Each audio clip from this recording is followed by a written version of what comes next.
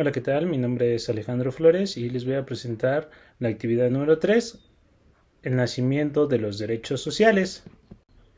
Vamos a comenzar con una línea del tiempo que nos va a hablar sobre la evolución de la seguridad social. Vamos a comenzar con la Edad Antigua, que va del 3500 a.C. Aquí podemos observar cómo surge esa necesidad desde que Adán y Eva salen del paraíso históricamente, pero también podemos saber cómo en las primeras civilizaciones, ya formalmente hablando, tanto en las griegas, en las mesopotámicas y demás, ya existía un interés por salvaguardar los intereses, ya sea de criados, esclavos y también de soldados. Esto cabe mencionarlo porque se hace un énfasis sobre aquellas personas que prestaban un servicio a un determinado sector. Finalmente podemos ver también que, por ejemplo, en la cultura inca se guardaban granos para satisfacer las necesidades de seguridad social cuando hubiera épocas de sequías. Hablando de la Edad Media, que va del siglo V al siglo XV, pues podemos ver que ahí empieza a cambiar la seguridad social a un tono más fraterno, a un tono más de caridad, que era básicamente gracias a lo que era el tema religioso. Es decir, donde la iglesia, por medio de la religión, de conventos y demás, daban un servicio de seguridad social, cuidado de orfanato y demás, cuidado de la salud. Pero ya en la última etapa de la Edad Media, empezamos a ver que las operaciones comerciales desplazan las manos artesanales y entonces empieza a surgir la burguesía y empieza también a existir una protección sobre esa clase y se empiezan a organizar de diferentes maneras. Todo esto para que con la Edad Moderna, por un lado tenemos la colonización, principalmente sabemos que esta fue dada de manera violenta, sin embargo, pues gracias a la religión nuevamente, en las colonias, sobre todo por ejemplo en las de América, pues se da la seguridad social como se venía dando en Europa durante la Edad Media, por medio de lo que era la religión.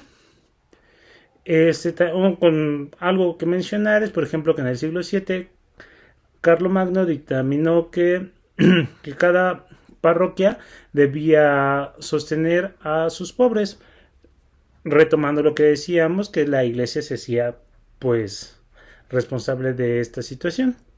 En Inglaterra en 1601 se establece un impuesto precisamente para salvaguardar la seguridad social. Y finalmente en la Edad Moderna vemos el mutualismo, que fue una congregación de personas que a través de la ayuda mutua salvaguardaban su seguridad social.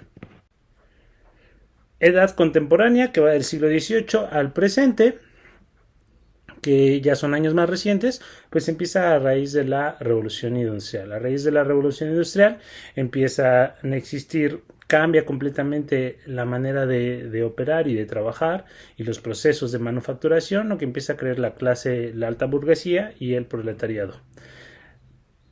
Y por ende el capitalismo. De ahí surge que gracias a las ideas filosóficas de Carl y Engels se empieza a ver pues un interés mayor por la seguridad social.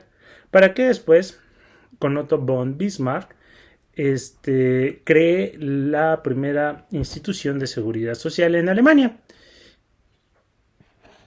Pero también empieza lo que es el seguro privado, el cual hace su aparición a finales del siglo XIX y en donde a través de ahorros y demás empezaba a dar una seguridad de manera privada.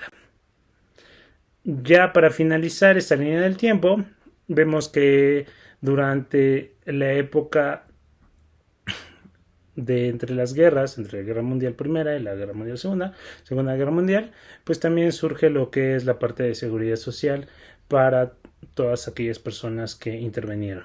Y precisamente de ahí también van a emanar lo que son las organizaciones como la ONU, aunque su precedente en sí es la Organización de Naciones, que ya establece que pues debe de existir una seguridad social a nivel mundial. Finalmente, en Estados Unidos, en el año de 1942, se declara que pues debe de existir seguridad social para todos. Ahora bien, vamos a ver el desarrollo histórico en México. Pues de entrada, tenemos la época prehispánica, que básicamente pues, vemos que ya existía una manera de organizarse en los pueblos mesoamericanos, ¿no? En donde, por ejemplo, desde la época de Moctezuma II, el pueblo azteca, existía ya un sistema que protegía principalmente a los guerreros, ¿no? Al igual que en las civilizaciones europeas, veíamos hace un rato, pues se daba un enfoque de seguridad siempre a aquellos que participaban en la guerra, ¿no? Ahora bien, para la parte de la época colonial, como ya vimos desde lo que pasaba en Europa, pues la seguridad social estaba a cargo de la religión a través de monasterios, a través de conventos y orfanatos que estos provenían. Por otra parte, también se crean ciertas instituciones, entre las que cabe destacar el 2 de junio de 1774, con el fin de aliviar en algo las necesidades de los monasterios, se funda el Monte de Piedad en México, el cual, a diferencia de como lo conocemos hoy en día, era una institución que brindaba seguridad social. Ahora bien, vamos a ver cómo fue el desarrollo durante el México independiente. Pues mira, a partir de 1824 la Hacienda Pública hace un descuento al salario para la creación de un fondo de incapacitados, ¿no? Sin embargo, este empieza a funcionar de manera correcta hasta 1904. Pero en 1861 también el presidente Benito Juárez decretó la creación de la Dirección General de Beneficencia para centralizar los servicios hospitalarios, organizar y coordinar y sostener los medios de beneficencia pública.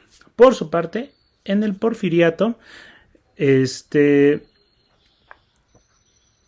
creó la Dirección de Beneficencia Pública, ubicándose para 1881 dentro de la Secretaría de Gobernación. Pero ya acercándonos más a la Revolución, el aspecto de asistencia médica simplemente era privatizado y esa era una cuestión que también impactaba mucho en las necesidades del pueblo. Por lo que, previo a la Revolución en 1904 y en 1906, surgen las leyes de accidentes de trabajo en el Estado de México y la ley de accidentes de trabajo en el Estado de Nuevo León, que quedan como precedentes para lo que sería después, cuando en 1917 se crea la Constitución y ahí en el artículo 123 constitucional, como consecuencia de la Revolución Agraria, queda lo que es el primer precedente de una estructura social. La base del Seguro Social, como ya se mencionó, está en el artículo 123 y ahí nos dice de utilidad social el establecimiento de cajas de seguros populares como el de validez de vida, de cesación voluntaria en el trabajo de accidentes y de otros fines con fines similares. Actualmente ha sufrido muchas modificaciones este artículo constitucional, pero todos encaminados a un proceso gradual de ampliación a los derechos de seguridad social. Muy bien, vamos con el análisis del artículo primero institucional. Pues básicamente establece que todas las personas van a gozar de derechos humanos reconocidos por la Constitución, así como las garantías de la protección de los mismos. También en ese artículo establece que quedará prohibida la esclavitud y también establece las bases podemos decir que establece la base de los derechos humanos. Aquí hay un referente en los principios fundamentales que vimos en la unidad, que podemos encontrar, por ejemplo, en la universalidad, ya que los derechos sociales son para todos, y de la equidad, porque también no existirá una diferencia entre hombres, mujeres, sexo, religión y demás. Por su parte, el artículo 4 establece los derechos de carácter social, ¿no? Entre los que destacan que entre hombres y mujeres serán iguales. También establece que el individuo tiene derecho al desarrollo y tener un desarrollo de manera armónica. Debe de tener un hogar, debe de tener alimento, debe de tener un lugar para recreación y demás, ¿no?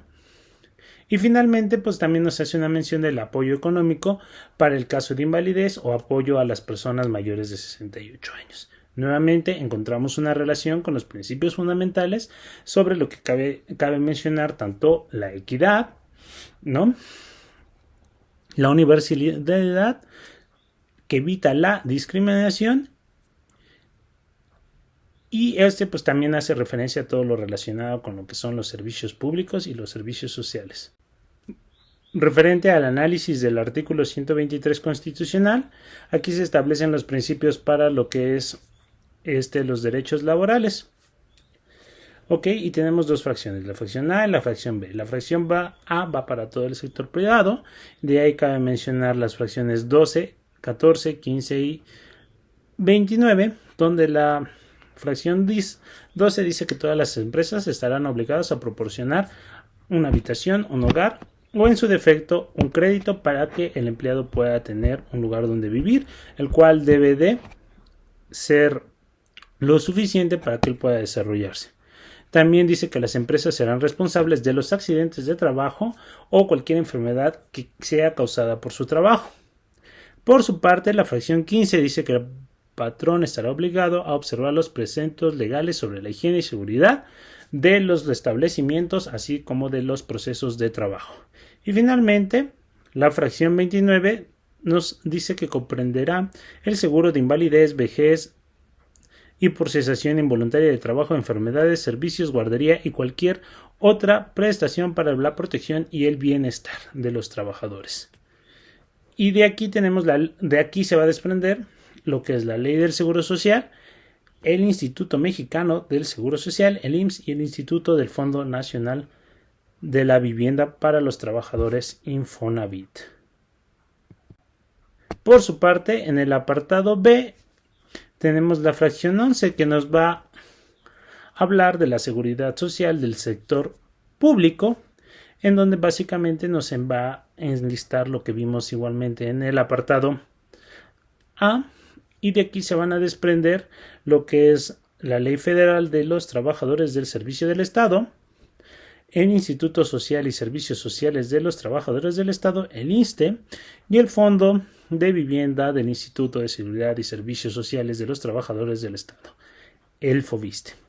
Finalmente, en las fracciones 12, 13 bis y 14 del apartado B del artículo 123 se va a establecer otras categorías de trabajadores.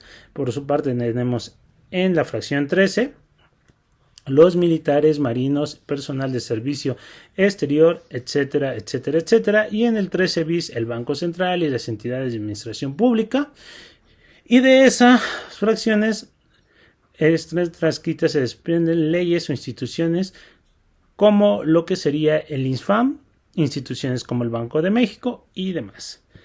Pero bien, haciendo un análisis de todo esto podemos ver que este artículo cumple con los principios fundamentales previamente vistos, como es la obligatoriedad. También se puede observar que son de carácter integral, con el fin de proteger a los trabajadores de manera igual, cubriendo sus necesidades para el desarrollo, y de manera observamos también los principios de solidaridad, de equidad, ya que nos habla sobre pensiones. Así, observamos que los artículos 1, 4 y 123 constitucional son la base de la seguridad social, que se cumplen en todos los fundamentos previamente estudiados. Una reflexión a manera de conclusión: con base en el análisis previamente realizado, así como conocer los antecedentes de la seguridad social, podemos comprender la importancia de la seguridad social, pero sobre todo de la obligación que tienen las empresas o el patrón con el trabajador, puesto que, como ya vimos, esto permitirá que los trabajadores tengan la protección y seguridad para su correcto desarrollo y de sus familiares. Si bien podemos ver que este servicio pareciera de exclusividad para los trabajadores, no lo es del todo. En primera instancia, como podemos observar en el artículo 123, existen apartados para los diversos tipos de trabajadores. Ya vimos que el sector público, también militares y demás, y por ende existirán diversas instituciones que den servicio, los cuales tienen como fin salvaguardar la seguridad social de los mismos. Por otro lado, también impacta a la sociedad en general, ya que permite que ésta pueda aspirar a estos servicios.